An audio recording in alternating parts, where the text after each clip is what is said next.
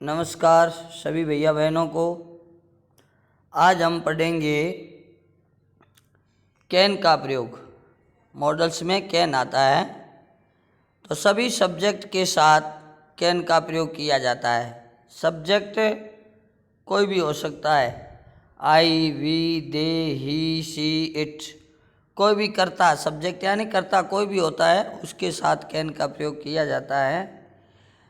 Can का प्रयोग करने का जो फॉर्मूला है उसमें सब्जेक्ट यानी कर्ता, उसके बाद कैन आएगा, फिर फर्स्ट वर्ब की फर्स्ट फॉर्म और उसके बाद ऑब्जेक्टिव आएगा। प्रश्न के साथ में प्रयोग और सिंगुलर प्लूरल के साथ में भी प्रयोग कैन का किया जाता है। तीनों प्रश्नों में कैन का प्रयोग कर सकते हैं। अब इसमें सबसे पहले हम देखते हैं फर्स्ट पर्सन। फर्स्ट पर्सन में कैन का प्रयोग कैसे करते हैं। तो फर्स्ट पर्सन है, जैसे मैं अंग्रेजी पढ़ सकता हूँ, ये फर्स्ट पर्सन है, मैं अंग्रेजी पढ़ सकता हूँ, तो इसका होगा आई कैन रीड इंग्लिश। वर्ब की फर्स्ट फॉर्म है, इसलिए सकता हूँ। तो कैन का प्रयोग हिंदी वाक्य जो भी है जिसमें सकता हूँ, सकते हैं और सकती हूँ, इसका प्रयोग होता है अंत में, वाक्य के अंत में, तो उसमें कैन का प्रयोग किया जाता है।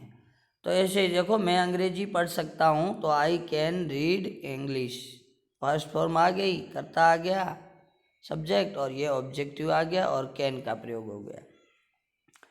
ऐसे ही we can read English, we subject आ गया, कैन और फर्स्ट फॉर्म और ये ऑब्जेक्टिव, यानी हम लोग या हम अंग्रेजी पढ़ सकते हैं।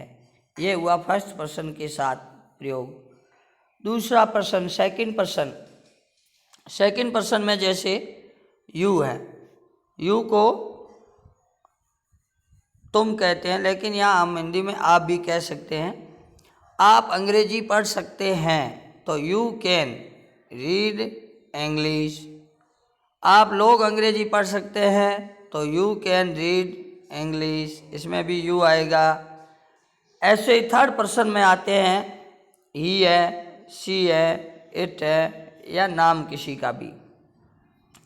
जैसे पुरुष है कि वह अंग्रेजी पढ़ सकता है, तो पुरुष के लिए ही आएगा, फिर कैन रीड इंग्लिश, यानी वह अंग्रेजी पढ़ सकता है, यानी ही कैन रीड इंग्लिश। ऐसे स्त्री है, स्त्रीलिंग के लिए शी है, तो शी कैन रीड इंग्लिश।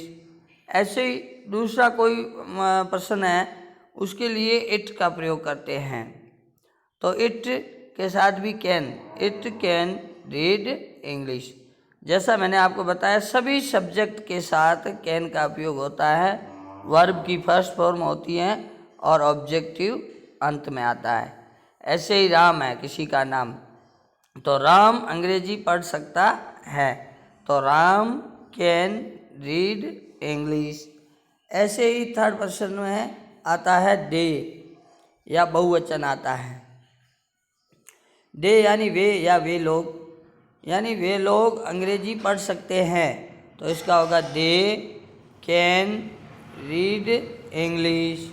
ऐसे कोई बहुवचन है, जैसे लड़के यानी द बॉयज़, या लड़कियां भी हो सकता है, तो या लड़के क्या पढ़े, तो द बॉयज़, फिर आएगा कैन रीड इंग्लिश, यानी लड़के अंग्रेजी पढ़ सकते हैं। तो इस प्रकार से हम इनको सभी सब्जेक्ट के साथ फर्स्ट फॉर्म हो और सकते हैं, सकता हूँ और सकती हूँ, इस प्रकार का होने पर हम कैन का प्रयोग करते हैं।